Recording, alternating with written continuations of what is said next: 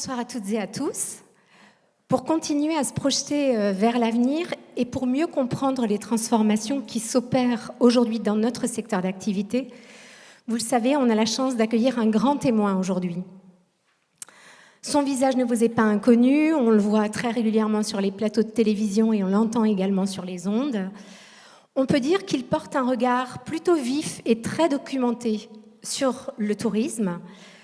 Directeur de recherche associé au CEVIPOF CNRS, sociologue spécialiste du tourisme, de la ruralité et du temps libre, merci d'accueillir Monsieur Jean Viard.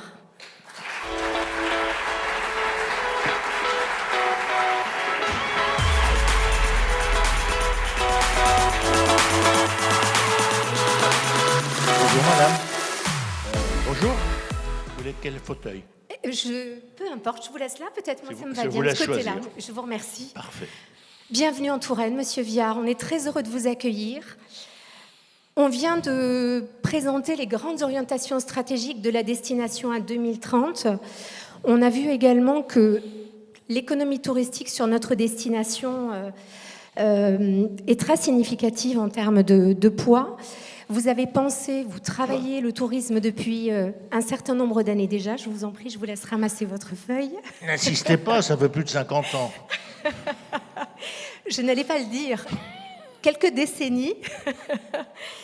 Donc c'est un sujet que vous connaissez bien et vous avez beaucoup travaillé, notamment ces dernières années, et pensé au tourisme de demain, au fait de réinventer le tourisme. On est effectivement impatient de vous entendre sur ce sujet, mais avant ça, il est sans doute bon de rappeler que voyager, c'est avant tout se rencontrer, c'est rencontrer l'autre, et vous dites d'ailleurs que le voyage décentre. Oui, mais c'est le voyage, mais ça, il faut rester sur les vieux maîtres. Hein. Je veux dire, voyager, c'est s'intégrer. C'est partir, c'est revenir. Donc, si vous partez jamais de chez vous, vous revenez jamais chez vous non plus. Donc, vous regardez pas quand on revient de vacances, on réévalue sa vie, on réévalue ses projets. Donc, c'est dans les deux sens que ça marche. D'ailleurs, les groupes dans la société les moins intégrés sont ceux qui ne voyagent pas, notamment, bien sûr, les jeunes immigrés, mais pas seulement. Puisqu'en gros, si vous voulez, en France, il y a à peu près 20% des gens qui ont horreur de découcher. C'est leur droit. Ils veulent être chez eux tous les jours. Bon. Et puis, en gros, il y en a 60% qui partent en vacances et donc 20% qui pourraient partir, qui ne partent pas, pour dire les choses simplement. Donc, il y a ça de fond. Mais si vous voulez, je dirais une chose avant, c'est qu'on est dans une période totalement imprévisible. Vous voyez, il y a 10 ou 20 ans, dans une réunion comme ça, j'aurais sans doute plus proposé des choses précises parce que le futur était beaucoup plus prévisible. Vous voyez, il se trouve que je suis un peu coupable du voyage à Nantes, un petit coupable. J'avais conseillé la mairie de Nantes pendant 1 an avant qu'ils créent le voyage à Nantes. Bon, j'ai été étudiant à Orléans, tout ça, donc je connais ces territoires. Mais à l'époque, c'était plus facile de prévoir. Parce qu'on est dans sans doute une période les plus imprévisibles de l'histoire humaine. La grande pandémie a complètement changé les données. Le monde est totalement devenu aléatoire. Vous avez parlé de ChatGPT qui est à nouveau l'élément d'imprévisibilité. Mais au fond, ce qui a changé, c'est que c'était nous qui faisions l'histoire depuis 150 ans. Nous, les hommes, on se battait pour vivre plus longtemps, voyager, éduquer, etc. Et puis on s'est tellement battu, on a réussi quelque chose d'extraordinaire. Hein. On a allongé la vie de à peu près de 20 ans depuis 45. C'est gigantesque. C'est un succès magnifique. Mais en même temps, on est allé trop loin et on a bousculé la nature. Et donc aujourd'hui, c'est la nature qui fait l'histoire. C'est plus l'homme. L'homme, il court après la nature. Il court après les incendies, il court après les réchauffements. Vous voyez, je fais de la formation de pompiers. Et depuis un certain temps, je disais aux pompiers de Lille, allez vous former à Marseille. À ceux de Marseille, je leur disais, allez vite en Algérie, parce qu'il faut que vous ayez un temps d'avance. Et donc, on est dans cette période. Et donc, ça veut dire qu'on peut faire des projets, mais on peut se dire en même temps, attention à l'aléatoire, attention à l'imprévisibilité. Je ne sais pas comment on sera dans 20 ans. Je ne sais pas si on se déplacera autant. Je ne sais pas quel sera le niveau des incendies. Regardez ce qui se passe au Canada. C'est monstrueux. Pour l'instant, nous, les incendies, je dirais que la Loire était un peu notre limite. C'est fini. Vous voyez, il y a tout ça. Alors, je ne veux pas catastropher le monde parce qu'en même temps, il y a des opportunités. Vous, par exemple, ça vous arrange. À court terme, il fait plus chaud. Nous, en Provence, on a trop chaud, parce que j'habite près de Marseille, donc les gens viennent plutôt ici. La Bretagne gagne des clients. Moi, je suis très souvent en Bretagne, j'ai une maison en Bretagne. On voit bien là, les avantages. Donc, il faut dire tout ça en même temps. Donc ça si vous voulez, c'est après important. Après, le tourisme, c'est... Vous voyez, ce qu'il faut bien comprendre, c'est que la société française a construit sa modernité autour du temps libre. On est un des très rares pays à avoir fait ça. Mais si vous rajoutez, si vous voulez, les loisirs, la culture, le départ en vacances, le fait que 60% des gens ont des jardins, le fait qu'il y a 4 millions de familles qui ont une résidence secondaire, il ne faut pas considérer 4 millions d'individus, 4 millions de familles. Une famille, c'est 5-10 personnes. C'est à peu près la moitié des Français utilisent des résidences secondaires. On est très nombreux à avoir de la famille qui prend sa retraite en dehors des grandes villes, qu'on va voir après, ou à l'inverse, on est parti pour aller à la grande ville et on revient les voir. C'est pour ça que le tourisme, c'est tout ça en même temps. C'est d'abord évidemment l'habitant. L'habitant est le premier touriste de son territoire, il ne faut jamais l'oublier. Mais après, chaque territoire a ses histoires. Les Bretons sont beaucoup allés à Paris, on a tous vu à une époque. Ben, c'est clair que les gens qui vont en vacances en Bretagne sont très souvent, notamment quand ils viennent d'Île-de-France, des Bretons, et que les Bretons du Nord vont beaucoup en vacances en Bretagne du Sud.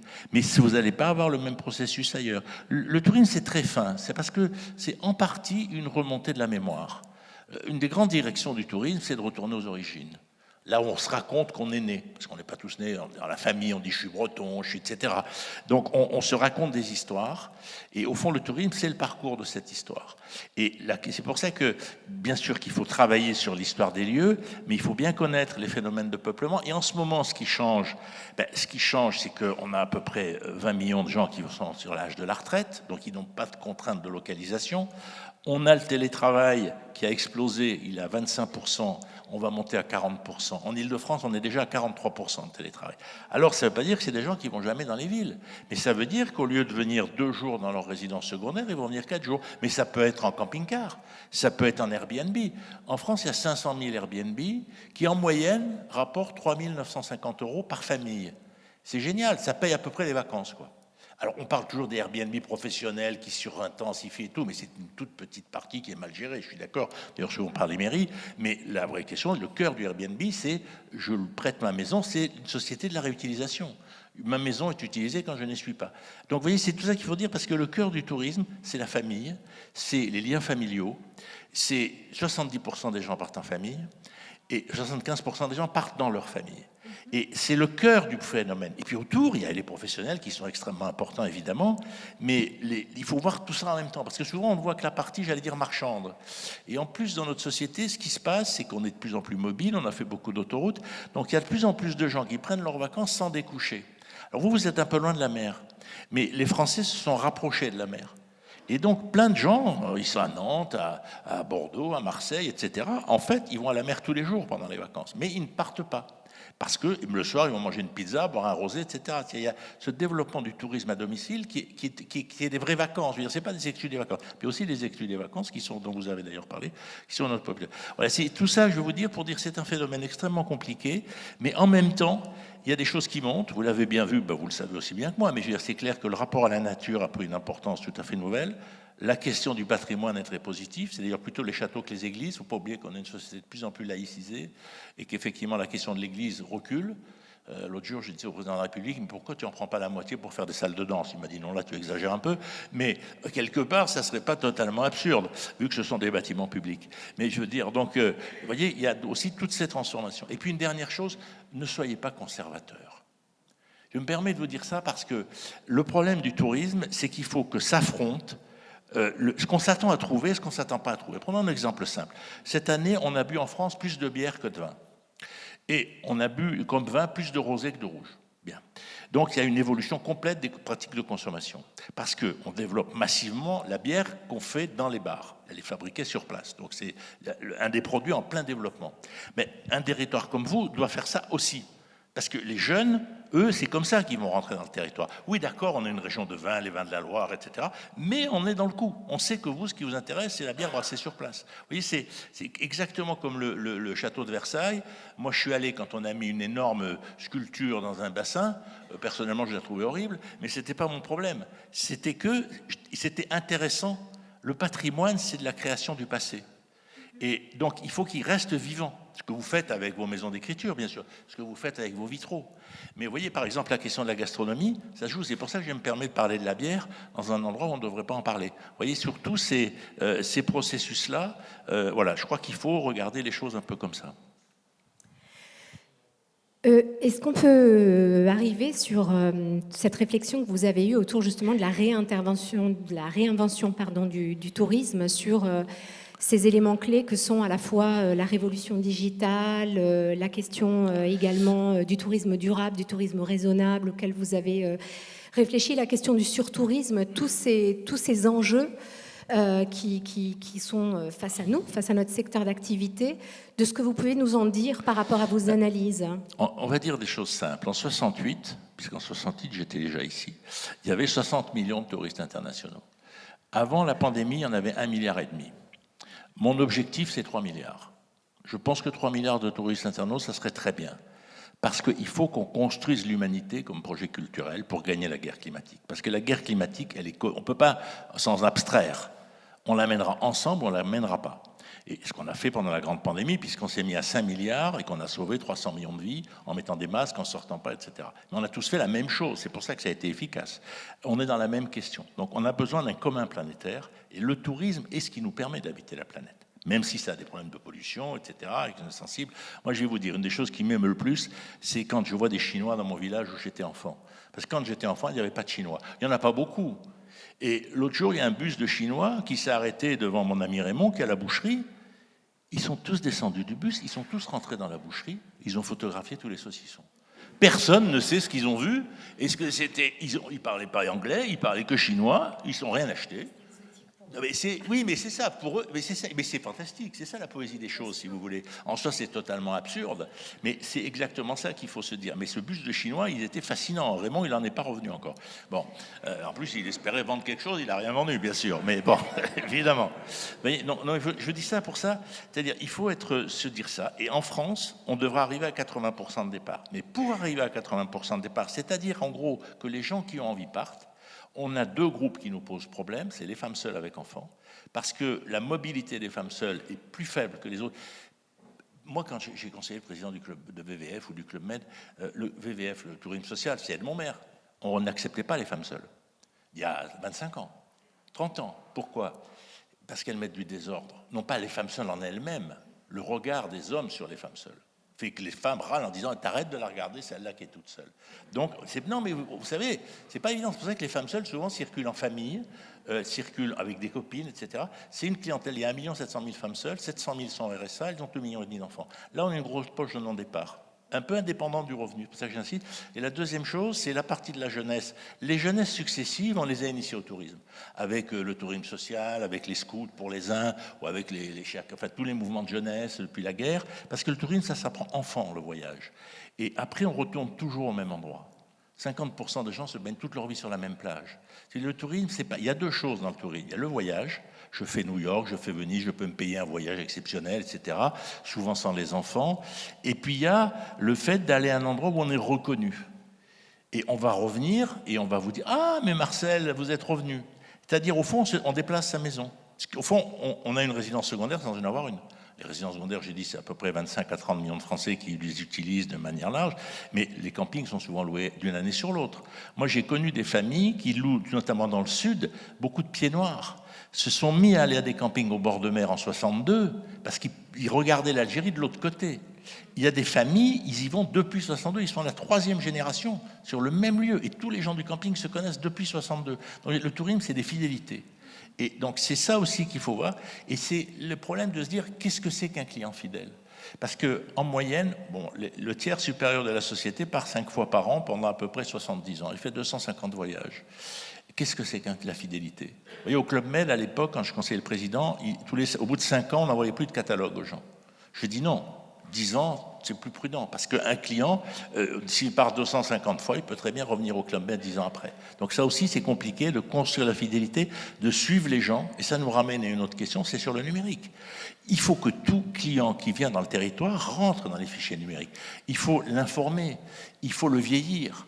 C'est-à-dire que celui qui est venu plusieurs fois dans la région, vous la savez par Internet, il faut arriver, quand il arrive vers 55 ans, il faut commencer à lui faire des propositions pour sa retraite. Il faut lui dire, ils font ça très bien, les fichiers ordinateurs, hein. Ils leur offrent autre chose. Il ne faut pas oublier que la retraite, c'est quand même le grand secteur économique qui vient dans les territoires touristiques et qui ensuite attire les familles. Et moi je dis, n'oubliez pas les politiques de cimetière, parce que c'est très important les cimetières, parce qu'on ne peut plus se faire enterrer dans les villes, donc les gens aiment bien se faire enterrer là où ils viennent en vacances, et du coup ça fixe les familles parce qu'ils reviennent tous les ans. Donc il y a une économie du cimetière importante. Mais chaque fois que j'ai dit ça au ministre du Tourisme, il m'a dit, tu n'es pas sérieux. Quoi ? Vous nous l'apprenez. Mais vous savez tous qu'à la Toussaint, on va sur les tombes. Il y a de moins en moins, mais enfin aussi c'est pas. Non, mais oui, il faut se rendre compte de tous ces liens qui se construisent à travers les pratiques touristiques dans une époque où, avec le numérique, à la fois c'est un atout parce qu'effectivement on peut suivre les gens, etc. Mais aussi c'est un inconvénient parce que le numérique concentre les gens. Oui. Parce que les réseaux font que tout le monde se retrouve exactement au même endroit, au même moment, parce que effectivement le numérique a fait le buzz, ou un influenceur a fait le buzz, etc. Il vaut mieux que ça soit chez vous qu'ailleurs, mais j'étais à Florence la semaine dernière, excusez-moi, c'est insupportable. Je veux dire, parce que les rues sont pleines, on croirait une sortie de match de foot, quoi. Je veux dire, c'est bon, un moment, bon. Donc, on a un énorme problème, c'est de diffuser le tourisme dans le temps et dans l'espace. Alors, et c'est là où le numérique peut nous aider. Moi, je rêve d'un double numérique du territoire. C'est-à-dire que si je veux aller en Touraine, je tape Touraine. Et puis, je vais dire, voilà, j'aimerais bien venir visiter à telle période. Et on va me dire, non, écoute, viens pas là parce qu'il y aura trop de monde. Mais par contre, on peut te proposer un truc sympa à 25 km ou on peut te proposer 15 jours plus tard. Parce qu'aussi bien, après le 15 août, tu auras plein de place. Ou alors, viens en hiver. Tu sais, nous, à Noël, on est très fort. J'ai vu que vous faisiez des choses sur Noël. Venez plutôt à Noël. Excusez-moi, si vous voulez aller à Venise, mon conseil, c'est d'y aller en novembre. Il faut s'habiller, il fait froid. Mais vous retrouvez un peu de la poétique du lieu. Vous voyez, je pense que le double numérique du territoire est un objet assez indispensable pour que justement on prévienne les gens, y compris on va lui dire maintenant les prix seront moins chers, tu vas trouver des prix plus faciles, puisque maintenant tous les hôtels et les Airbnb, ils ont des prix qui changent au jour le jour. Plus il y a de demande, plus les prix montent. Donc si on se décale. Et puis il y a une deuxième chose, c'est travailler sur le temps. Moi, je dépends beaucoup de ce qu'on appelle la semaine italienne. Pour l'instant, je n'ai pas beaucoup de succès, mais c'est l'idée qu'on supprime l'étalement des vacances de Noël et que toutes les familles aient le droit de partir une semaine, d'enlever les enfants des écoles une semaine. Les Italiens le font, ça marche très très bien, parce que de toute façon, ils ont la grippe ou qu'ils se sont cassés la jambe, ils manquent aussi l'école. Donc, il vaut mieux, votre gamin, vous l'emmenez en Italie une semaine qu'il manque une semaine de cours. Je lui dis, va apprendre plus de choses. Et donc, si vous voulez, cette idée de la liberté des enfants et des familles, c'est une façon aussi d'avoir des clients un peu tout le temps, de démocratiser les pratiques et puis d'arrêter de mettre en février tous les enfants de France devant la télévision parce qu'il y en a 8% qui font du ski. Ce qui est quand même tout à fait curieux. 92% des enfants restent chez eux 15 jours alors qu'ils ne font rien et que les parents travaillent, donc ils regardent la télé pour 8% qui font du ski. C'est très bien qu'il y ait 8% qui fassent du ski, hein, j'ai rien contre. Mais ce que je veux dire, c'est que le modèle est totalement inégalitaire. Et donc je pense que la question du temps est extrêmement importante. Le débat sur la semaine de 4 jours va être là. Le télétravail, j'en ai déjà parlé. Donc il y a aussi toutes ces questions-là des temporalités qui peuvent permettre de diffuser les publics, qui peuvent permettre de diffuser des choses comme ça. Avec une dernière chose, les gens adorent apprendre. 60% des gens des jardins, les gens adorent apprendre à planter des fleurs, à apprendre à tailler des rosiers. Et en ce moment, la grande question, c'est d'apprendre la cuisine. La pandémie nous a montré qu'on ne savait pas cuisiner. Au début de la pandémie, les gens ont tous acheté des pâtes, des surgelés et du papier hygiénique. C'était leur grosse angoisse. Ils avaient des caddies pleins comme ça. C'était 3 objets, puisqu'on n'a plus de journaux, il faut bien trouver d'autres solutions. Et puis au bout d'un moment, ils en ont eu marre de manger des pâtes et des surgelés. Et donc, ils se sont remis à voir comment cuisiner. Une région fait ça très très bien, c'est la région Occitane, qui crée partout des maisons de l'alimentation, où effectivement, les gens, j'allais dire les gens normaux, les gens comme nous, viennent faire des plats, et ensuite les transmettre. Donc il y a des plats du coin, des plats pas du coin, des plats d'immigrés, des plats d'étrangers, etc. Il y a les agriculteurs qui viennent voir qu'est-ce qu'il faut, parce qu'il ne faut pas les mêmes produits pour un couscous, pour une daube, etc. Et puis après on mange, après c'est un restaurant en fait. Mais ça attire énormément de monde, et c'est des endroits où on apprend la cuisine. On apprend, les femmes, c'est beaucoup des femmes, excusez-moi, de fait c'est comme ça, enfin, dans les anciennes générations. Parce que chez les jeunes, c'est plutôt les garçons qui apprennent la cuisine. Les filles, elles veulent montrer qu'elles sont indépendantes, donc elles ne font pas la cuisine. Et donc là, on a une rupture de tradition. Mais oui, mais si les garçons l'apprennent, c'est pas grave. Ce qu'il faut, c'est qu'il y ait quelqu'un qui sache cuisiner. La question de la cuisine, à mon avis, est une question extrêmement importante, surtout par rapport à vos objectifs de qualité, etc. Et se dire, les gens veulent apprendre, mais sans qu'on leur dise qu'ils apprennent. Vous savez, le tourisme, si vous allez en vacances à côté d'un château, par exemple, et on dit aux gens, t'étais à côté d'un château, ah ouais, c'était vachement bien. Tu l'as visité? Ah non. Mais il aurait pu le faire. On n'est pas là pour faire les choses aux gens. On est là pour leur permettre de le faire. Peut-être qu'il reviendra pour visiter le château. Donc, si vous voulez, c'est pareil avec les golfs. Les gens sont ravis d'être dans un camping à côté d'un golf, alors qu'il ne faut pas de golf. Mais c'est parce qu'ils auraient pu faire du golf. Et nous, on offre la possibilité de l'action. On n'est pas des professeurs. On offre cette liberté de faire ou de ne pas faire. Alors, est-ce que ce que vous dites là, c'est en lien avec ce que vous évoquez dans votre dernier ouvrage, L'an zéro du tourisme, la mise en désir d'un territoire et la glamourisation des paysages, sur ces logiques d'attractivité en lien avec le numérique? Oui, mais alors, le rôle du tourisme, c'est l'artialisation des lieux. Je vais quelque part parce que quelqu'un a dit que c'était beau. Si vous prenez Victor Hugo, il disait toujours que la Provence était ignoble, qu'il faisait chaud, c'était sale, ça puait partout, et ça devait être vrai. Et puis au 19e, on s'est mis à aller dans le sud parce que justement, on n'avait pas encore le chauffage central et qu'on allait en hiver sur la Côte d'Azur parce qu'il faisait moins froid que dans le nord. Puis l'invention du chauffage fait qu'on n'est plus parti dans le sud parce qu'on a chauffé sa maison, etc. Donc le tourisme, il est là-dedans. Et donc chaque fois, il a fallu des gens pour dire que c'était beau. Alors au début, ça a été le rôle des peintres. Notamment les peintres de marine ont joué un rôle important au moment du développement du commerce au XVIIIe, et chez tous les bourgeois, il y avait des tableaux de port, en fait, parce qu'ils avaient des bateaux, des marchandises qui circulaient. Et puis après, il y a eu effectivement toute la peinture sur l'Europe du Nord, et au moment des eaux, au XIXe, avec le développement des eaux, des stations thermales, etc. Et puis, on s'est dit, mais il faut qu'on peigne le Sud, sauf qu'il n'y avait pas de peintres.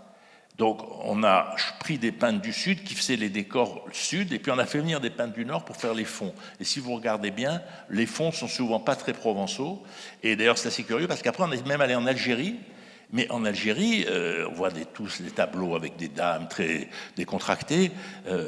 Jamais une Algérienne se serait mise dans cette position. Donc on a dû amener des dames de Paris pour les mettre dans les tableaux qu'on a peints à Alger, pour avoir justement de la couleur locale. C'est pour dire que la peinture fait ça. Aujourd'hui, après, il y a eu donc le tourisme de la santé.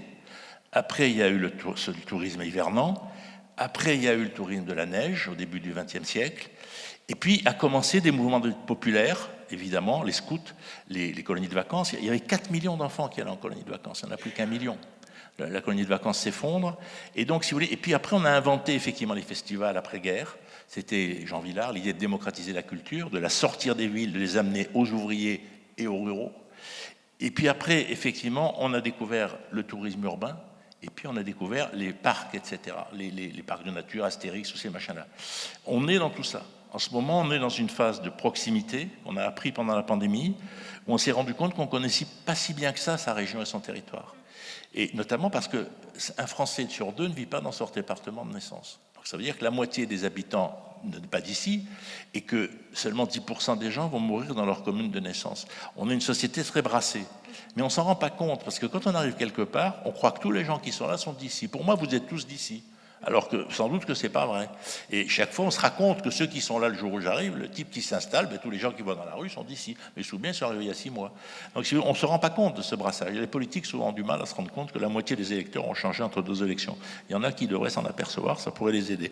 Mais c'est la même question, si vous voulez. Voilà. Donc c'est tout ça en se disant, soyons contradictoires. Manions la tradition et la création. Manions le vin et la bière, valorisons les hôtels et les Airbnb.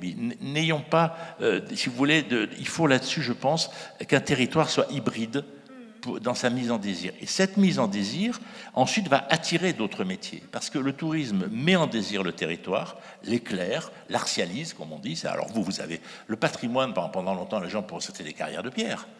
Le patrimoine n'était pas considéré comme une valeur positive. C'était au contraire, c'est génial, il y a des pierres à récupérer. Regardez tout ce qu'on a mis, on promenait dans les petits villages et ils ont des magnifiques fenêtres, une belle porte, etc. Chacun s'est servi comme chez soi. Et donc, si vous voulez, ça veut dire le patrimoine n'est pas respecté. Nous, on l'a construit. On en est un peu prisonnier. Parce que le résident secondaire ou le défenseur du patrimoine, ce qu'il veut, c'est que ça ne change jamais. Parce que si vous achetez une maison pour vos vacances, ou si vous habitez là, vous avez envie que ça soit toujours pareil. Que quand vous revenez, ça soit encore pareil. Donc le tourisme a une double fonction. Il valorise le territoire, il aide à le respecter. Regardez, on respecte le moindre restaurant, etc. Mais en même temps, il refuse le changement. Et donc, les opérateurs du tourisme doivent aussi imposer le changement, parce que le territoire doit être vivant. Bien sûr. Comment est-ce que vous appréhendez et vous analysez la question du tourisme durable, tourisme raisonnable? Mais il y a plusieurs choses, si vous voulez. Comme beaucoup des choses en ce moment, prenez la viande par exemple, on a beaucoup parlé qu'il fallait manger moins de viande. Le résultat, c'est que la consommation a augmenté de 20%. Donc il faut faire extrêmement attention, si vous voulez. C'est-à-dire qu'on est tous convaincus qu'on mange trop de viande, mais c'est quand même vachement bon. Donc on a une difficulté sur ces sujets. pour ne pas se cacher. Bon. Alors, dans le tourisme rural, il y a plusieurs choses. Il y a le développement du slow-tourisme, il y a le développement de la marche, il y a le développement... Vous avez un gros atout, c'est que c'est à peu près plat chez vous. Voyez, moi qui suis d'une région où il y a des collines partout, bon, pour le vélo, tout ça, bon, c'est sûr que c'est pas du tout la même situation. Donc, il y a toutes ces pratiques-là qui sont très importantes. Mais tout le monde ne va pas partir en vélo. La majorité des gens continueront à partir en voiture. Pourquoi ? Parce que la voiture, c'est un outil absolument génial. On peut tout mettre dedans, le chien, les enfants, les ballons, on met tout là-dedans, on ferme le coffre et on démarre. C'est extrêmement commode. On arrive de l'autre côté. Maintenant, en plus, les enfants ont tous des iPhones, donc ils arrêtent de nous casser les pieds. La génération d'avant, les mères se retournaient pour filer des claques parce qu'il y avait trop de bruit. Maintenant, c'est plus la peine, ils ont tous leur iPhone. Donc, on arrive très décontracté. Donc, là, vous avez tous ces types de pratiques et ces types d'usages. Donc, le slow-tourisme, c'est important. Mais après, il faut à tout moment... Vous savez, moi, je serais pour que chaque endroit où il y a du tourisme, on fasse un bilan carbone de la destination. Dans le bilan carbone, on met ce que la destination consomme, les produits d'input, les touristes qui viennent. Et puis on se dit, voilà, en 10 ans, on va baisser la destination carbone. Il faut faire des choses par territoire et dans des temps courts pour qu'on puisse s'en saisir dans nos vies. Moi, quand on me dit en 2100, il se passera ça, bon, je suis intéressé, mais enfin, bon, 2100... vous serez là, mais moi non. Donc si vous voyez, c'est très long. Donc il faut faire des choses très courtes. Moi je dis, il faut faire des bilans carbone sur 10 ans. Il faut dire aux gens, bon, telle commune, à Auch ou autre, une autre de vos communes, bon, comment on va faire ? Peut-être que la première année, on va passer au bio aux écoles. Peut-être qu'on va changer, on va mettre des voitures électriques. Peut-être que telle usine, on va lui filer, changer tel système de production. Mais toute la communauté va vivre la diminution de l'empreinte carbone. Il faut le mettre au niveau du territoire. Il faut le mettre au niveau du temps. Et que les touristes soient dans le processus. Non, attendez, peut-être qu'on va faire des parkings à l'extérieur des villes, il y aura des vélos électriques en batterie, on pourra prendre une vélo électrique, mais il y aura aussi un système de transport des valises. Il y a peu d'endroits qui sont prévus pour ça, si vous voulez. Donc je pense qu'il faut partir de l'idée qu'une fois arrivé à destination, on touche presque plus sa voiture. Mais pour ça, il faut que ça soit possible. Et il faut faire partager cette idée du bilan carbone, je crois, par territoire, et le faire partager sur des temps courts, par exemple de 10 ans, en se disant, bon, par rapport aux objectifs de la COP 21, etc., nous, notre territoire, pour arriver à ça, et puis après, on essaye dans l'ensemble des filières, aussi bien la production agricole, les systèmes du bâtiment, les modes de déplacement, de faire et de réunir les gens tous les ans pour les motiver là-dessus, pour que les gens... La guerre climatique, c'est notre guerre. C'est une guerre. Il y aura des centaines de millions de morts. Et il y aura évidemment des victimes partout. On a commencé, il y a eu, rien qu'en Europe, on estime qu'il y a eu 200 000 morts en 20 ans, mais c'est tout petit. Et donc, si vous voulez, mais en même temps, on va gagner. Et donc, si on ne dit pas qu'on va gagner, on ne gagnera pas. Les Ukrainiens, eux, ils ont cru qu'ils allaient gagner, mais nous, on ne les croyait pas. On leur disait, rappelez-vous, quand le président ukrainien dit, mais moi, je n'ai pas demandé un taxi pour quitter l'Ukraine, parce que c'est ce que je lui avais proposé, en gros. On lui a dit, sois prudent, tire-toi. Bon. Et c'est la même chose. On ne gagne la guerre climatique que si on est convaincu qu'on va la gagner. Et c'est important parce qu'on a gagné la guerre pandémique. On a sauvé 300 millions de personnes et on n'avait pas de vaccin. Et on a remis le vaccin au centre. Là, on n'a pas de problème technique pour gagner la guerre. On a des problèmes de mode de vie, des problèmes de dépenses. Il faut mettre à peu près 4 500 milliards par an sur la planète et 70 milliards en France, moitié public, moitié privé, et des modifications de mode de vie comme ça, faire des trucs par territoire. Il faut faire ça pour une raison très simple, c'est que 37% des jeunes femmes diplômées disent qu'elles n'auront pas d'enfants parce que ce monde ne les attire pas pour faire des enfants. Mais une société qui ne désire pas faire d'enfants, c'est une société qui meurt. C'est même pas la peine de se battre, je veux dire. Donc il faut remettre le désir d'enfant dans la question. Et pour ça, il faut que les gens aient confiance, parce que je comprends très bien que des jeunes femmes se disent « Ouh là, dans ce monde-là, pourquoi mettre des enfants là-dedans ?»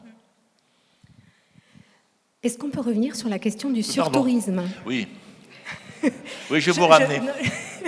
Je souhaitais aussi vous interroger sur ce sujet, puisque c'est une problématique à laquelle un certain nombre de destinations aujourd'hui sont très concrètement confrontées. Et j'étais d'ailleurs surprise d'apprendre, en lisant donc l'un de vos derniers ouvrages, que l'un de vos modèles préférés concernant l'une des voies de sortie du surtourisme, c'est celui de la boîte de nuit.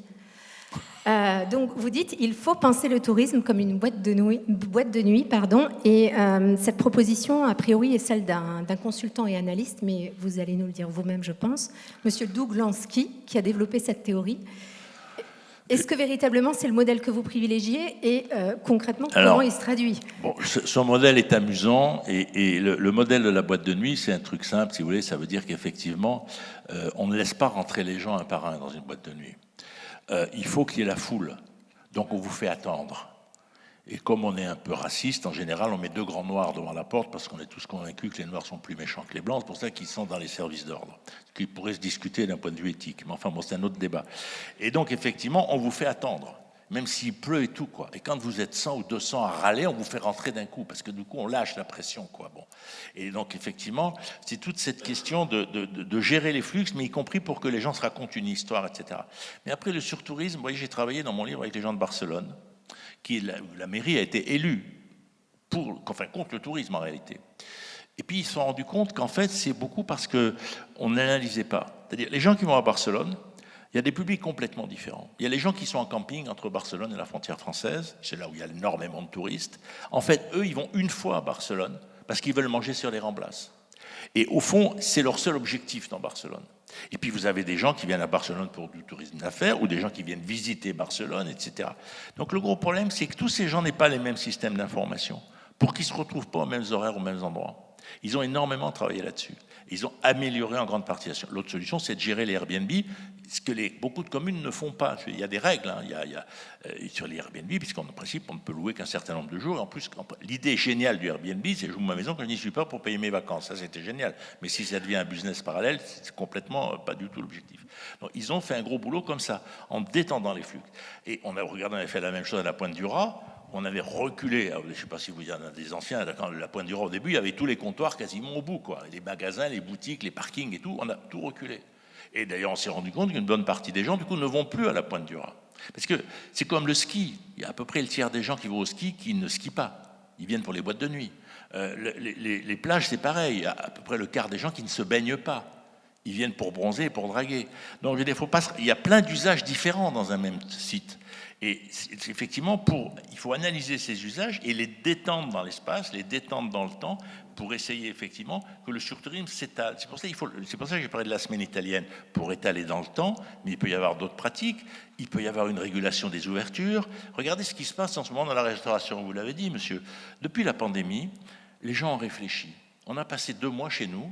Alors, 1 million de couples se sont affrontés, sur 14 millions, ils ont explosé. Il y a 1 million de couples qui se sont défaits en France, il y a 15% des couples qui ont explosé en Chine, il y a 30% des Américains qui ont quitté leur job. Donc la société est complètement secouée comme ça. Mais ça, c'est la partie de l'échec. Mais les autres, ils ont réfléchi.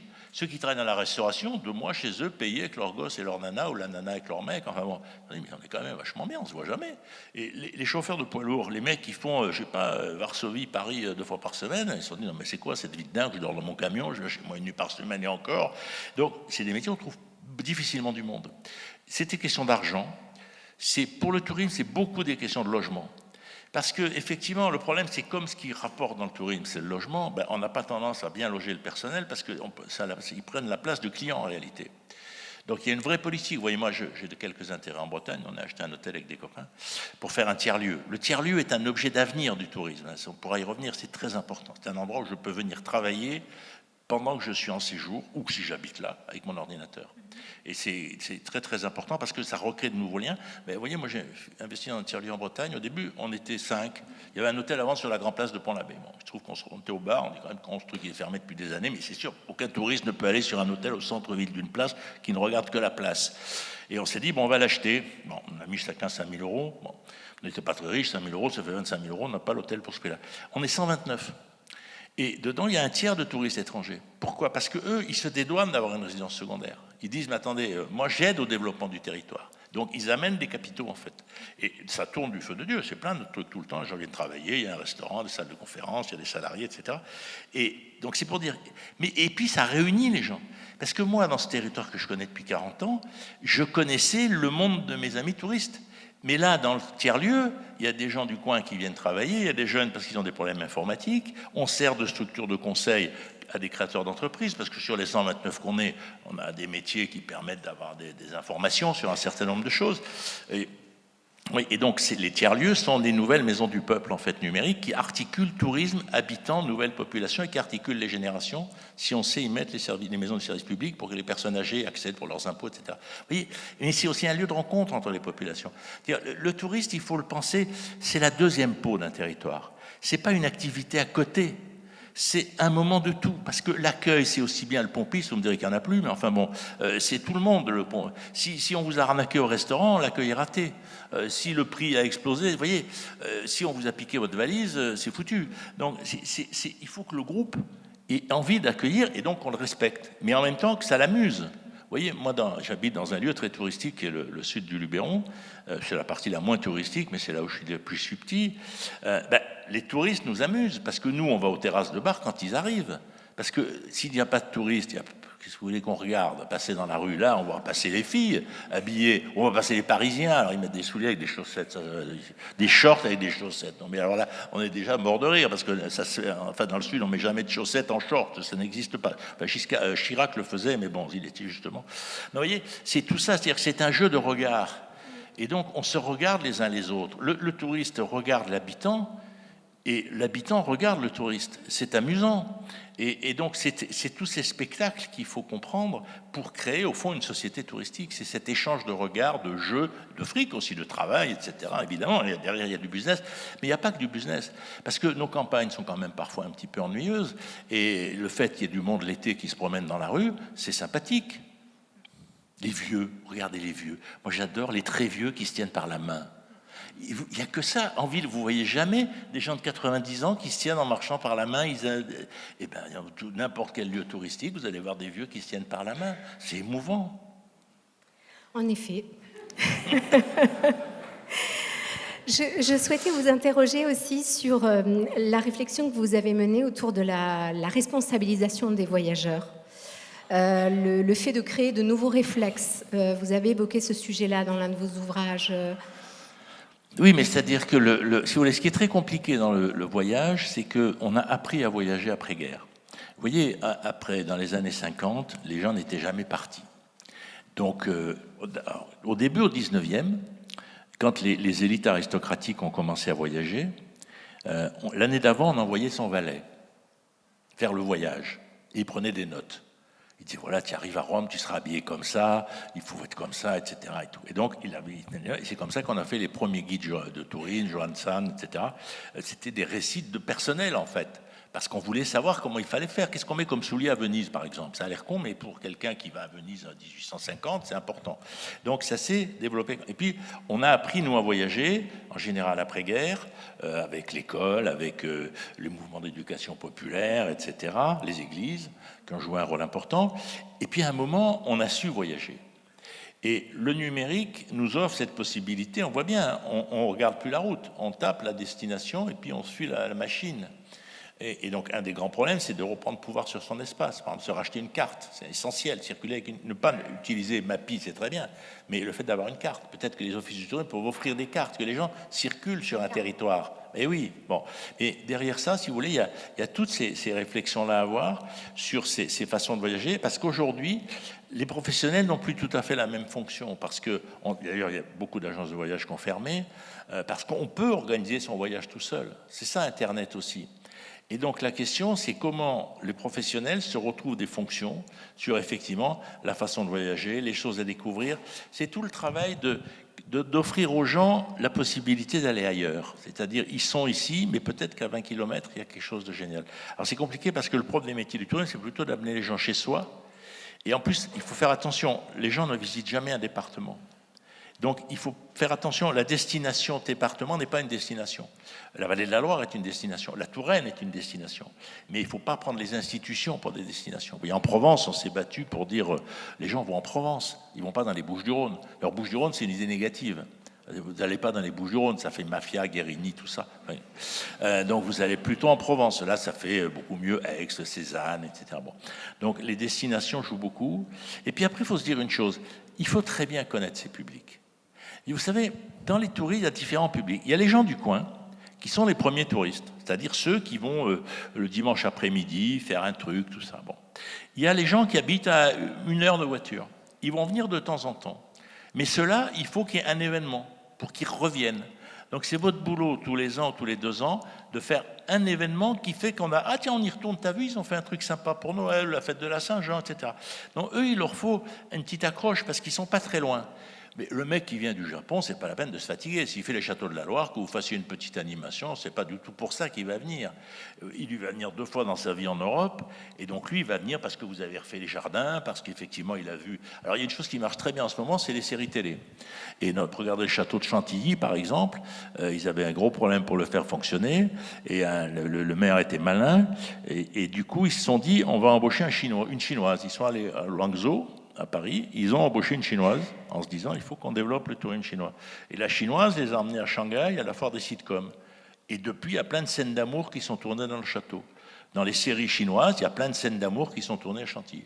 Il y a des dizaines de milliers de Chinois qui viennent à Chantilly pour voir la chambre ou la jeune actrice, etc. Excusez-moi, c'est plutôt l'intérêt pour la jeune actrice dans ces cas-là. Et donc, on est là dans ces modèles. Donc, le fait de rentrer dans le monde des séries est important, comme dans Thalassa. Mais honnêtement, la série Emily in Paris a un effet dans le déplacement des banques anglaises sur Paris, c'est fascinant. Il y a 2900 banquiers, quand on leur a dit pourquoi vous êtes allés à Paris, ils disent parce que j'ai vu la série. Donc, si vous voulez, on ne se rend pas compte de ce qu'on fait. C'est-à-dire que dans un monde comme celui-là, une belle scène ici, ça va entraîner Alors, il faut après se demander les flux qu'on va tirer, je veux dire. Mais en ce moment, c'est plus la peinture, c'est plus la littérature, comme ça peut être à une époque, c'est les séries télé qui construisent les destinations. Et donc, il faut que vous réfléchissiez à ça, et en fonction des publics que vous visez, que vous vous battiez. Alors, en général, on le fait, parce que les régions ici ont des politiques de films, etc., déjà tout à fait importants. Mais regardez la série sur Marseille qui a été faite avec Depardieu, contribue au développement de la ville, avec le fait qu'on avait transformé le centre-ville, ça c'était moi qui l'avais fait, donc j'articule les deux, mais la série sur Marseille est venue faire rêver sur cette ville, alors en montrant le côté canaille. Mais si on va à Marseille, c'est parce que c'est canaille. Mais on n'a rien contre le canaille. Tous les soirs, quand on regarde des films, s'il n'y a pas quelques meurtres et quelques viols, on va faire l'écran. Donc il faut quand même un peu d'activité, au moins cinématographique, à défaut que ce soit dans la réalité. Donc vous voyez, c'est tout ça. Dans des régions comme ça, c'est aussi des questions à se poser.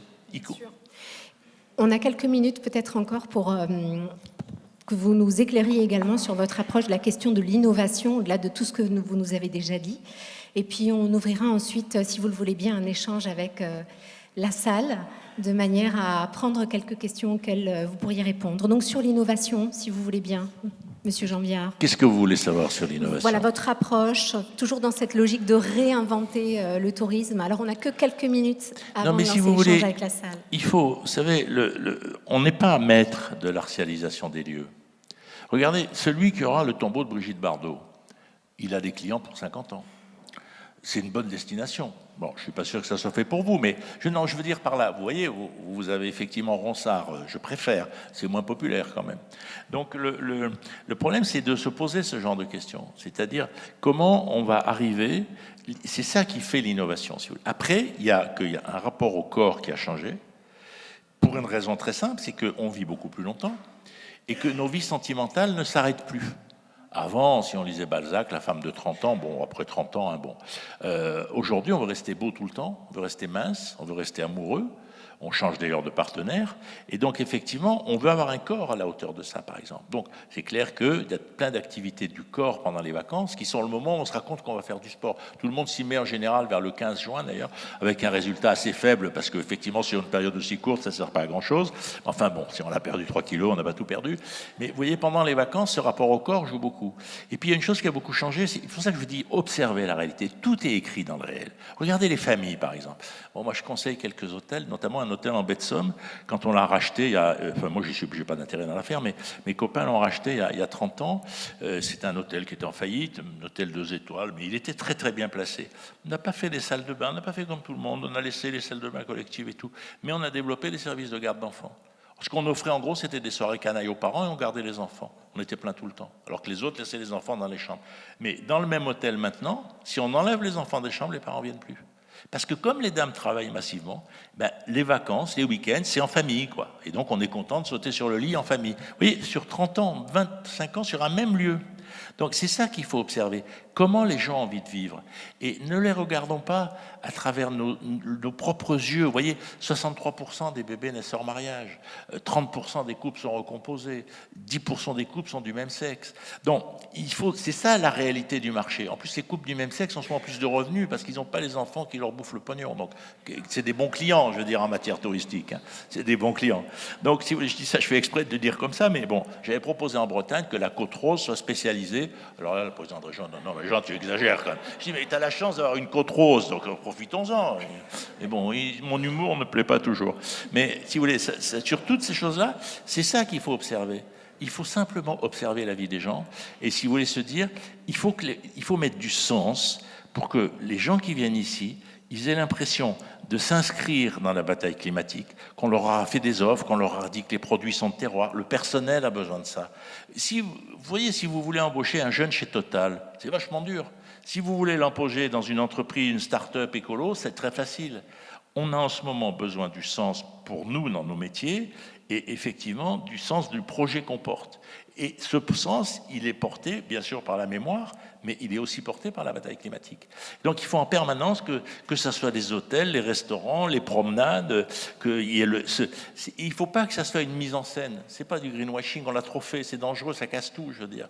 Il faut effectivement que les promenades dans les arbres, les planches, elles soient du coin. Enfin, vous voyez que tout ce discours soit réel et que ça crée des secteurs d'économie croisée. Vous savez, les Américains travaillent beaucoup sur un concept que j'adore, c'est l'économie forestière. L'économie écolo de demain sera forestière. Ça veut dire que tout est mélangé. Ça veut dire que les déchets du garagiste vont servir à fabriquer des casseroles qui vont servir à faire la soupe, etc. C'est-à-dire qu'on a segmenté nos économies, on a segmenté nos territoires, zones industrielles, zones d'habitat, HLM, etc. On est un pays, on a fait 63 800 ronds-points. Mais c'est du délire. Les Américains en ont fait 10 000, les Allemands 5 000. Ils n'ont pas envie plus de... Nous, un maire qui ne fait pas un rond-point tous les ans, il n'est jamais réélu. Donc toute la campagne est parsemée d'énormes machins, vous tournez autour. Et puis après, on élargit la route. Puis comme les gens se rentrent dedans, on met des ralentisseurs. Et comme c'est la même entreprise qui fait les 3 chantiers, c'est sûr qu'entre 2 élections, c'est génial. Mais c'est d'une absurdité totale. Et vous voyez, non mais je dis ça, c'est des milliards qu'on a mis. Des milliards. Vous allez en Angleterre, le lac du Loch Ness, par exemple. La petite route, là, eh ben on ne peut pas se croiser. Bon, ils s'en foutent, les Anglais. Il y a des parkings, ils s'arrêtent, et puis ils se reviennent. Et c'est le pays du monde, il y a le moins d'accidents. Mais nous, on fait des routes droites, et puis après, on dit, ça se roule, ils se rentrent dedans. Mais non. Donc, il faut se dire, il faut se reglisser dans le territoire. Il faut se reglisser dans ces manières-là. Il faut se reglisser dans la nourriture. Vous voyez, c'est tout ça qu'il faut faire en se disant, les gens aiment apprendre, mais ils n'aiment pas qu'on leur apprenne de manière volontaire. Il faut que ça soit glissé comme ça dans le quotidien. Et au fond, c'est une question de respect de l'autre, quoi. C'est toujours ça. De respecter l'autre, de se dire que, vous savez, les gens, ils cherchent du lien. On cherche tous du lien. 82% des gens sont heureux d'aller travailler parce qu'il y a les autres salariés. Et ils sont que 65% à aller travailler pour l'intérêt du métier. C'est-à-dire que le premier intérêt du travail, c'est les autres. Mais alors, plus encore pendant les vacances. Ce qu'on cherche d'abord, c'est du lien, des sourires, des amours, des plaisanteries. Et c'est ça le cœur des choses, si vous voulez. Il ne faut jamais l'oublier. C'est toujours aussi passionnant de vous écouter, Jean Viard. Un grand merci pour avoir partagé votre expérience, vos analyses. Merci beaucoup.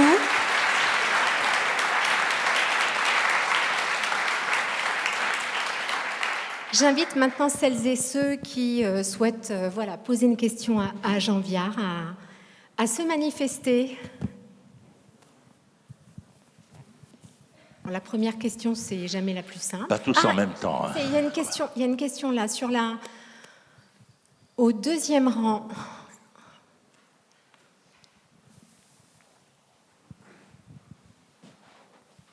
Merci, bonsoir. Fabien Ouzet, vice-président développement économique bonsoir. Et commerce et tourisme du Castel Renaudet, au nord du département. J'avais une petite question. Enfin, alors déjà, je bois vos paroles. J'adore effectivement votre façon de voir les choses. Je voulais avoir une petite précision et surtout une question sur le mode de déplacement de demain. Parce qu'en fait, on est sur des voitures électriques qui vont en autonomie 300-400 km maximum pour l'instant.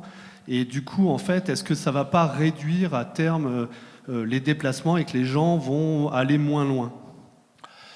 Écoutez, je ne pense pas. Alors, pourquoi? Parce qu'en ce moment, on est, comme toujours en Europe, on n'est pas très finaux sur des trucs comme ça. On est tout content parce qu'on fait des très grosses voitures électriques.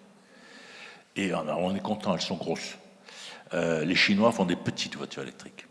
Parce qu'au fond, la question, elle est, est-ce qu'on va inventer des systèmes de recharge rapides ou est-ce qu'on va rouler longtemps? Parce que si on met 3 minutes à charger sa voiture, parce que c'est très lourd les batteries, hein, donc si on met 3 minutes, enfin si c'est pas plus long que l'essence, il n'a aucun intérêt à ce que la voiture fasse 1000 km. Elle peut faire 400 et c'est déjà très bien. Donc là, il y a combat entre ces deux modèles économiques. Évidemment, l'Europe a joué la distance, parce que c'est Mercedes, parce que c'est toutes ces marques qui jouent sur nous. On garantit Mercedes, ils garantissent 1000 km maintenant. Mais est-ce que c'est ça l'objectif? C'est penser le monde avant qu'il y ait des stations partout et avant qu'on recharge rapidement. Et moi, je pense, si vous voulez, qu'en fait, la recharge rapide va se développer très très vite. Et que les nouvelles batteries, dans 6, 5 ou 10 ans. C'est pour ça qu'en ce moment, je vous conseille surtout, n'achetez surtout pas une voiture électrique. Louez-la. Parce qu'elle va tellement changer vite que vous ne pourrez jamais la revendre en réalité, parce qu'elle n'a pas de marché de l'occasion, bon, ou difficilement. Donc vous voyez, c'est pour ça, moi je suis très optimiste sur la voiture électrique, mais dans cette idée-là, si vous voulez, de ce type d'usage-là. Alors en plus, il faut bien voir qu'on va, je pense, autoriser la conduite à 16 ou 17 ans pour les jeunes, hein, cette année, je pense en France. Moi, je suis assez favorable à 16 ans, j'avais travaillé là-dessus il y a quelques années. Bon, on risque de s'arrêter à 17 ans. Les Américains conduisent à 16 ans. Donc c'est important aussi, ça veut dire que la jeunesse va gagner en mobilité. Les jeunes, à 16 ans, ont très peu d'accidents. Ils commencent à avoir des accidents vers 17-18 ans. En gros, ils commencent à avoir des accidents quand ils font les cons, garçons et filles, alcool, etc. Mais ceux les plus petits, en fait, paradoxalement, ils sont encore trop petits. Enfin, c'est avant, on va dire, puisque le premier rapport sentimental, c'est 16 ans et 6 mois. Donc on est encore dans cette période-là. Et donc, si vous voulez, c'est des choses comme ça. Mais donc moi, là-dessus, je répondrai que je pense que la voiture plutôt légère, et qui effectivement se recharge souvent, est sans doute un avenir du déplacement. De toute façon, soyons honnêtes, des voitures à essence, il y en aura encore longtemps. Parce que ça va être qu'en 2035, et les voitures, une bonne voiture, ça peut durer 20 ou 25 ans, si on ne fait pas énormément de kilomètres. Donc on a encore des voitures pendant longtemps, mais donc je pense que la voiture électrique est une solution. Et moi, je crois beaucoup à la voiture électrique qui se recharge vite. Donc il faut observer l'évolution des systèmes de recharge, je crois. D'autres questions? Oui. Regardez, là, vous avez... Oui, oui. Bonjour. Qu'on leur demande de se lever ? Bonjour. On vous écoute. Donc, je suis Johanna Boctor, architecte du patrimoine. Et moi, j'ai eu un petit sentiment de malaise. Je ne me sentais pas très à l'aise quand vous avez parlé du sujet de la bière. Sur le fait qu'il fallait associer tradition et création. Et je me demandais si cette association-là, elle n'était pas un peu risquée sur le fait qu'on dérive sur plutôt un effet de mode associé à la tradition, avec le risque qu'il comporte comme une perte de savoir-faire ou une uniformisation des lieux, et peut-être finalement une dimension peu durable dans cet effet de mode. Vous savez, d'abord, je n'ai pas forcément de réponse juste à votre question. Je crois que le patrimoine, c'est extraordinaire, mais en même temps, ça fixe. Or, le monde change. Et donc, le patrimoine, c'est une richesse de le connaître, de le respecter, etc. En France, on en a quand même un peu fait un mausolée. Moi, j'aime bien aussi le rapport des Japonais. Vous savez, vous connaissez ça mieux que moi, mais où effectivement, pour eux, le patrimoine, c'est démolir les temples et les reconstruire à l'identique qu'avant. Ils sont toujours neufs, leurs trucs, mais ils sont faits avec les mêmes techniques qu'il y a 2000 ans. C'est la transmission du savoir-faire pour eux, le patrimoine, c'est pas l'objet. Bon, alors que nous, c'est l'objet. Aussi le savoir-faire, mais l'objet. Bon, ça, c'est une première remarque. Donc, si vous voulez, sur toutes ces questions. La deuxième, c'est qu'on vit dans un monde ouvert. Vous voyez, moi, je plaide pour la légalisation du hashish, si vous voulez. Comment vous voulez que des jeunes, qui dans leur famille, de l'autre côté de la Méditerranée, on fume du hash, quand ils viennent ici, on boit de l'alcool. Et là-bas, l'alcool est interdit. La mondialisation des vices fait partie de la mondialisation.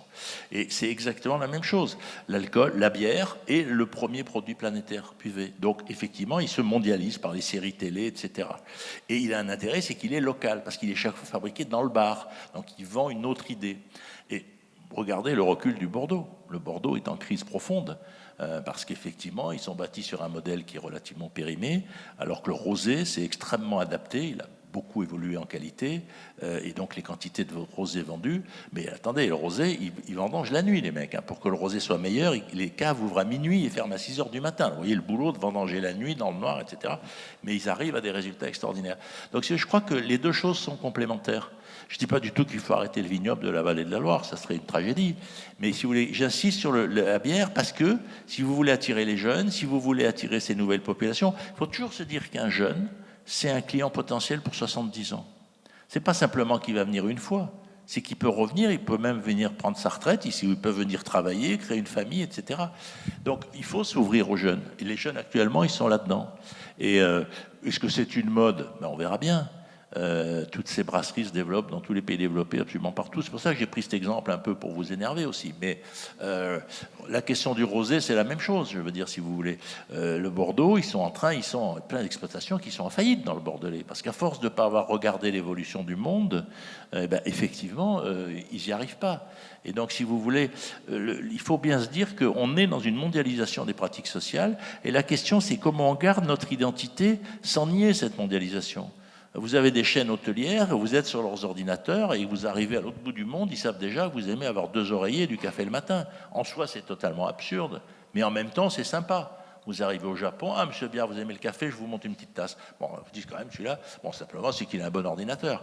Mais je veux dire, vous voyez, donc là-dessus, je pense qu'il faut accepter de rentrer dans ce monde, mais en réfléchissant pour protéger notre patrimoine, notre culture, nos auteurs, etc. Mais si on le fait de façon conservatrice, on perdra. Il faut le faire de façon ouverte au changement. Je crois que c'est ça la vraie question. Il y a une autre question là. On vous écoute. Bonjour, je suis Jean-François Souchard, je suis gérant d'une petite boîte de location de canoë, vélo, bistrot, camping. Et en fait, depuis 16 ans, je m'aperçois qu'à peu près 80% de mon chiffre d'affaires, je le fais en juillet-août, alors que je fais... Non, j'ai monté ça. Ah pardon, excusez-moi. Ah d'accord, pardon. Excusez-moi. Non, c'est moi.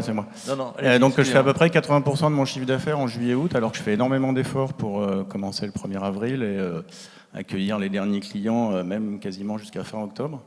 Alors quelque part c'est rassurant, parce que je me dis finalement, pourquoi je ne travaillerai pas que 2 mois, hein, Voilà. Mais en même temps, je trouve ça triste, parce qu'on fait beaucoup d'efforts. Et il y a même une année où il y a eu une météo catastrophique, je pensais que ça allait être vraiment très compliqué, et finalement, le chiffre d'affaires, on l'a quasiment fait en 1 mois, un gros mois, en 5 semaines. Et donc je ne sais pas, le fait que tout le tourisme soit concentré comme ça, sur 2 mois, vous n'en avez pas parlé, mais qu'est-ce que vous en pensez? Mais si vous voulez, alors, la France, avec la Russie, la Chine, on est des gens, on a tous décidé qu'on part tous en vacances ensemble. Les rares pays allaient faire ça. Nous, on a décidé en 1936 qu'on partait en vacances du 1er au 15 août. Et puis on a décidé en 1981 qu'on partait en vacances entre Noël et Jour de l'An. Bon. Et donc on a fait 2 périodes où la société s'arrête. Et puis après on grignote un peu autour. Bon. Parce que si c'est des modèles rationalistes, à mon avis, ça renvoie sur le rond-point. D'ailleurs, c'est très amusant de voir que quand les Chinois ont développé le tourisme il y a une dizaine d'années, ils sont venus en France, ils sont très intéressés, notamment par nos parcs naturels régionaux, ils trouvent que c'est un outil Et puis par cette règle. Et la première année, ils ont mis tout le monde en vacances en même temps. Mais vous savez qu'il y a des gens qui n'ont jamais quitté les autoroutes autour de Pékin. Hein. Ils y sont restés 1 semaine. Hein. Tout s'est bloqué. Bon, c'était assez fascinant de voir l'absurdité d'une hyper-rationalité. Donc, si vous voulez, là-dessus, c'est pour ça, j'entends bien ce que vous dites et la souffrance que vous avez.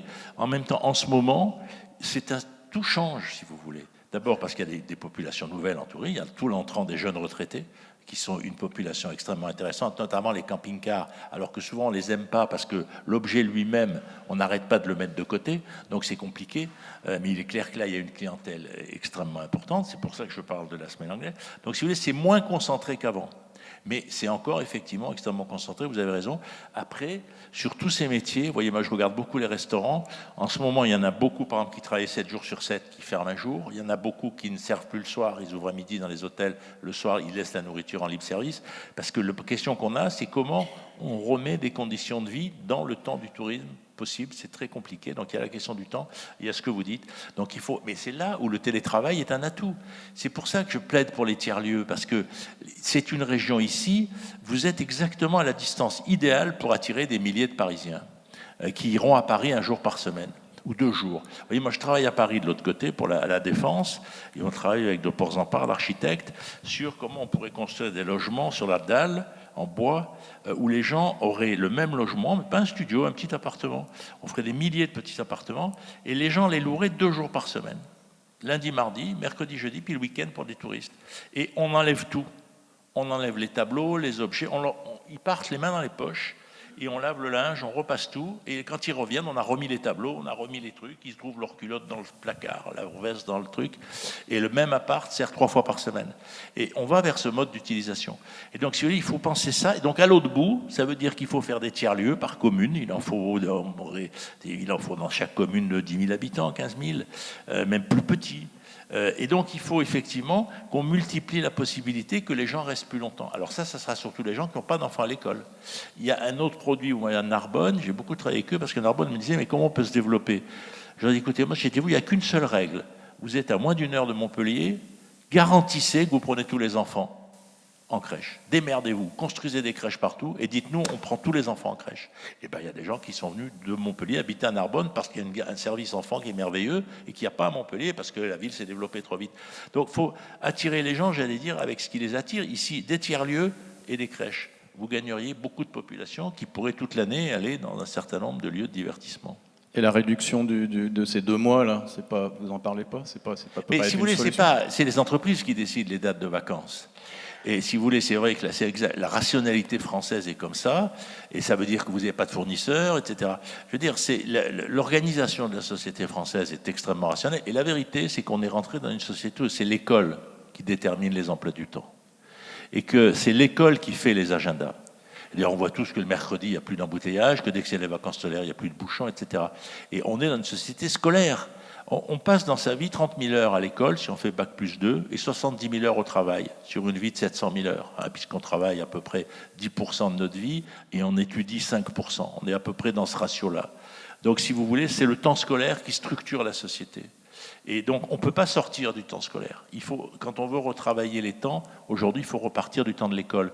Or, il se trouve qu'avec le réchauffement climatique, les cours l'été vont être de plus en plus compliqués.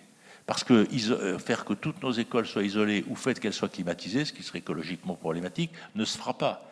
Donc l'idée de réduire les vacances d'été va être de plus en plus compliquée avec le réchauffement climatique. Donc vous voyez, il faut avoir tout ça dans l'œil. C'est pour ça que je pense qu'on ne va pas réduire les vacances d'été à cause de ça.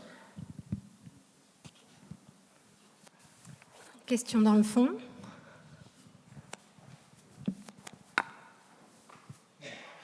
Bonjour, je m'appelle Vincent Simon, je suis cuisinier. J'aurais voulu connaître votre ressenti sur le repas en Touraine en 2030.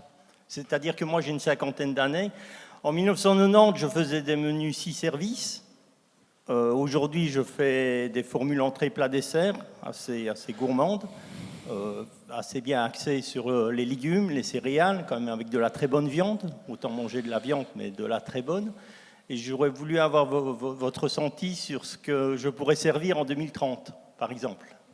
Ben, moi, j'aime beaucoup Thierry Max, qui dit on va passer du bœuf carotte au carotte bœuf. Et je pense que c'est assez juste, c'est-à-dire qu'en fait, la part de viande a déjà beaucoup diminué. C'est comme le vin. Aujourd'hui, on sert le vin au verre. Quand j'étais jeune, on servait la bouteille. Bon. Donc on a là un rapport à toutes ces choses qui a profondément changé. Vous savez, quand je conseillais Edmond Maire à la présidence de WWF, je m'étais rendu compte qu'à midi, on préparait des gueuletons énormes, parce que c'était la culture ouvrière de l'après-guerre, où en gros, le prolo, à midi, il mange et après, il dort. Bon, c'était ça les vacances, quoi, si je peux me permettre, plus quelques activités périphériques. Donc, du coup, effectivement, on s'est dit, non, attendez, c'est plus ça que les gens veulent. Ils veulent une tomate, une tranche de jambon, emmenée dans un petit sac élégant sur la plage, et voilà. Et puis le soir, par contre, on les fait manger. Bon. Donc, si vous voulez, on a évolué là-dessus, et je pense que c'est bien ça qu'il faut se dire, c'est-à-dire que le repas de midi reste une tradition. La France est indépendante. En plus, les différents pays d'Europe n'ont pas du tout le même rapport au repas. Nous, on est un des rares pays où on reste encore aussi longtemps à table. Donc, si vous voulez, il faut le défendre, je dirais, ça fait partie du patrimoine culturel. Donc les gens qui viennent en France, il faut qu'ils mangent dans ce temps-là, je crois que c'est important. Mais effectivement, je pense qu'on va manger de plus en plus léger, surtout à midi, et effectivement avec de moins en moins de plats, dans une culture du choix. Donc c'est pas un hasard si le plat le préféré des Français aujourd'hui, c'est le couscous. Alors qu'on pourrait penser que c'est avec tous les problèmes que les gens ont avec les mêmes qui vous tiennent des discours incroyables sur les immigrés, ils adorent le couscous, donc il n'y a pas de lien. Alors ils vous disent c'est le couscous Garbi, c'est le couscous des pieds noirs en fait, hein, c'est pas le même. Donc, mais si vous voulez, donc c'est clair parce que le couscous, il y a beaucoup de légumes, il y a en fait assez peu de viande, donc c'était une espèce de soupe, en même temps il y a tout ça. Donc je pense qu'il y a une évolution des cuisines qui va se faire avec ça, et que les riches cuisines, je dirais, de nos ancêtres, une partie va se perdre. Donc il faut garder un certain nombre de choses, mais dans une société où on va manger moins, y compris parce qu'on se déplace moins physiquement. Le gros problème aujourd'hui, c'est qu'on n'est pas fatigué, on est stressé. Et donc le problème des vacances, c'est comment on se déstresse, alors qu'avant c'était comment on se repose. Les premiers congés payés, le Club Med, quand il a ouvert, on ne pouvait pas y aller moins de 2 mois. Le premier séjour, c'était 2 mois. Nous, aujourd'hui, c'est 2 jours. Moi, quand j'ai conseillé le président du Club Med, on était encore à 1 semaine. On n'acceptait pas moins d'1 semaine. Maintenant, on accepte des week-ends. Mais les premiers séjours, c'était 2 mois. Parce que c'était l'idée, je pars en vacances pour rencontrer des gens. Ça a été créé en plus par des gens qui venaient des camps de concentration nazis et qui étaient partis sur l'idée qu'il y avait eu des trucs extraordinaires dans les camps. C'est pour ça que ceux qui avaient survécu, souvent, avaient des réseaux de solidarité très forts. Et malheureusement, évidemment, ils se sont dit, mais si on faisait la même chose pour le bonheur. C'était ça leur idée, c'est inventons la même chose pour le bonheur. Bon, c'était ça la base du Club Med. Blitz, c'était l'époque de Blitz, c'était avant Trigano. Donc si vous voulez, voilà, c'est ça que j'aurais tendance à répondre. Donc il y a des évolutions, parce qu'on n'utilise pas nos corps de la même manière, et aussi parce qu'on n'a pas, si vous voulez, un homme qui n'avait pas de surface avant, on considérait qu'un type qui était tout maigre, on se disait, celui-là, il ne sait pas gérer ses affaires. Le fait d'avoir de la surface, ça voulait dire qu'on était bien nourri, et si on était bien nourri, c'est qu'on était un type de confiance. Vous auriez eu un notaire squelettique, vous ne lui aurez pas fait signer vos papiers, quoi. Et donc, si vous voulez... Or, maintenant, on a changé, maintenant. Ce qui fait chic, c'est d'être tout mince, et à 70 ans, là, courir, tout bronzé, etc. Regardez les présentateurs télé, on dirait, moi, je ne sais pas, j'ai du mal à m'habiller à Paris, parce que mais partout, ils s'arrêtent à des tailles de tout mince, je dis, mais il n'y a plus que des minés dans cette ville, ou quoi, comment on s'habille, quoi. Et donc, si vous voulez, il a là une évolution qui est extrêmement forte, donc on est obligé d'entrer dedans, de la suivre, quoi.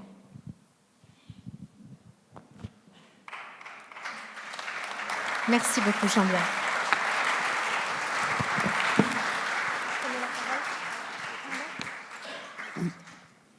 Une question, s'il vous plaît. Franck Perronage, gérant de gîtes et chambres d'hôtes. Une petite question par rapport au réchauffement climatique dont vous avez ébauché quelques remarques tout à l'heure. Ici, beaucoup dans cette salle rêvent toujours d'avoir de plus en plus de touristes. Forcément, vous-même, vous avez tout à l'heure mentionné le fait que vous souhaiteriez qu'il y ait plus d'un doublement du nombre de touristes. Et il y a quand même quelque chose qui me surprend, c'est que dans le même temps, on sait qu'il faut réduire nos gaz à effet de serre, nos émissions de gaz à effet de serre de 55% d'ici 2030. On sait que le transport est un des principaux responsables de ça. Ça me semble une équation assez compliquée à résoudre. On sait que ça passera par une rupture dans notre société dans bien des domaines, dont le tourisme. Donc comment vous voyez les choses par rapport à cette rupture inéluctable ? Mais moi, je sais bien qu'il y a toute une volonté de réduire le voyage et de réduire le tourisme, de le réguler. La première chose, c'est ce que j'ai dit tout à l'heure. Je pense qu'on ne gagnera la guerre climatique qu'ensemble. Sinon, on ne la gagnera pas. Parce que c'est une affaire mondiale et ce n'est pas une affaire nationale. Donc il faut que se créent des phénomènes de solidarité. Et ces phénomènes de solidarité, on les a bien vus pendant la pandémie, se créer. Parce qu'on a continué, même en ce moment. Regardez, la Russie continue à fournir les pièces pour ITER, le centre de recherche nucléaire qui est près de chez moi. Parce qu'on n'est pas fou, on sait bien qu'à un moment, il faut qu'à la fois on lutte contre le réchauffement climatique, même si entre-temps on s'entretue à court terme. Donc là, il y a cette première question. La deuxième, c'est que, si vous voulez, je ne considère pas que les activités ludiques sont moins importantes dans la vie d'un homme que les activités de production. Ça fait partie des modes de vie. Je sais bien qu'on va vous dire qu'il ne faut pas de piscine. C'est vrai qu'une piscine, ça coûte à peu près une demi-baignoire d'eau par jour, encore qu'on peut la protéger dans la blague. Mais en même temps, en France, il y a 3 200 000 piscines, avec en moyenne 10 baigneurs par an. Ça veut dire qu'un Français sur deux se baigne dans une piscine. Donc, si vous voulez, est-ce que la question, c'est d'interdire tous les plaisirs ? Je vais vous dire une chose, ça ne marchera jamais. D'abord parce que les plus riches vont effectivement continuer à les perpétuer. Et donc, effectivement, on va créer une société d'inégalité qui ne sera pas supportable. C'est pour ça que j'ai plaidé pour la régulation touristique par le numérique. Parce que je pense qu'on peut régler par le numérique, parce qu'à ce moment-là, on ne règle pas par l'argent. Et ça me semble important. Mais après, effectivement, on doit tous se dire, dans chaque destination, comment on diminue l'impact par les transports, par les moyens d'accès, etc. Par le fait que... Moi, je n'ai pas encore vu d'endroit où j'ai vu 200 vélos électriques qui m'attendaient quand j'arrivais dans une destination, où j'ai vu qu'il y avait un système de sécurité, de surveillance des voitures. Vous voyez, quand j'étais élu à Marseille, je voulais faire ce qu'on fait en Angleterre, c'est-à-dire qu'il y ait des flics à cheval dans les parkings de voitures. Parce que c'est la seule manière de voir s'il y a des gens qui sont en train de casser les coffres, parce qu'ils sont au-dessus. Il y a très peu d'endroits où vous avez des flics à cheval dans les parkings. Or, le grand problème du touriste, c'est ses valises. Donc, s'il se gare pour visiter un lieu, s'il ne sent pas sa voiture en sécurité, etc. Donc, si vous êtes sur ce que vous dites, mon objectif, c'est justement qu'on ne réduise pas le voyage, mais qu'on réduise l'impact du voyage. On a parlé de la voiture électrique. Je pense qu'il y a toute une réflexion à avoir sur les stations, sur la façon dont on les fait fonctionner, etc. Mais si le monde se replie sur lui-même, on perdra la bataille climatique. Parce que ça n'a aucun sens. Qu'est-ce que vous voulez qu'on mène la bataille climatique tout seul? C'est très bien de dire, nous, on fait ce qu'il faut en Europe, et puis après. Donc, si vous voulez, cette solidarité, on en a besoin. Donc, il faut avoir les deux dimensions du problème. Mais après, ce que vous dites est un vrai souci. Après, est-ce qu'on voyait les compagnies aériennes disent, on va doubler le trafic en 20 ans? Alors, c'est un peu compliqué, parce qu'effectivement, ce sont des pollueurs. En même temps, on fait des progrès énormes dans des avions non polluants. Vous voyez, par exemple, quand il y a eu le débat sur les avions des élites sociales, là, les avions privés, moi, j'aurais simplement imposé qu'ils utilisent un carburant non polluant, puisqu'il existe. Il coûte 3 fois plus cher.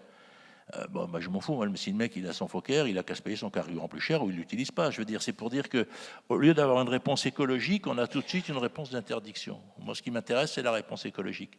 Et je pense, si vous voulez, que l'aviation, personne ne sait dans quel état elle sera dans 20 ans, mais il est clair qu'il faut qu'elle se décarbone. C'est un enjeu absolument essentiel. Est-ce qu'elle saura le faire? En ce moment, elle commence. Je crois qu'on met 15% de carburant écolo dans les avions. C'est quand même pas grand-chose. Et puis en plus, ce carburant, on le récupère sur des surfaces agricoles, donc ça pose d'autres types de problèmes d'affectation des territoires. Donc tout ça, on est en train d'inventer, mais on ne sait pas. On ne sait pas. Est-ce qu'il y aura des avions qui marcheront à l'hydrogène? Je ne sais pas. Donc il faut se laisser le temps de l'innovation. Moi, c'est pour ça que je dis, il faut dire, voilà, sur 20 ans, on fait ça. On se donne tel objectif. Dans les 5-10 ans qui viennent, les choses, on sait les faire. On a les techniques, on a tout. Par contre, il faut déplacer les budgets. Mais on sait les faire. Et après, d'ici là, on va encore continuer à inventer. Il faut croire aussi pour une petite part qu'on va inventer. Mais vous savez, la principale enjeu de la bataille climatique, c'est une évolution des modes de vie. Ça, je suis absolument d'accord avec vous. Mais je n'enlèverai pas le voyage, qui, à mon avis, est un élément fondamental de l'humanité moderne. Merci. On va s'arrêter là. Un grand merci, Jean Viard. Merci beaucoup.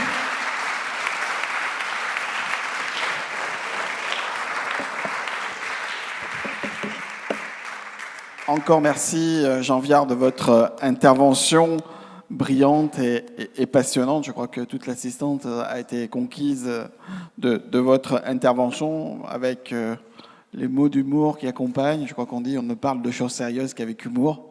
Je crois qu'il y a un proverbe qui dit ça. Donc encore merci de votre présence et merci à vous toutes et tous. Je vous propose pour clôturer cette soirée, qu'on prolonge nos discussions dans le petit vin d'honneur qui est servi derrière le réfectoire dans les jardins du prieuré. Encore merci à toutes et à tous de votre présence et belle soirée à toutes et à tous.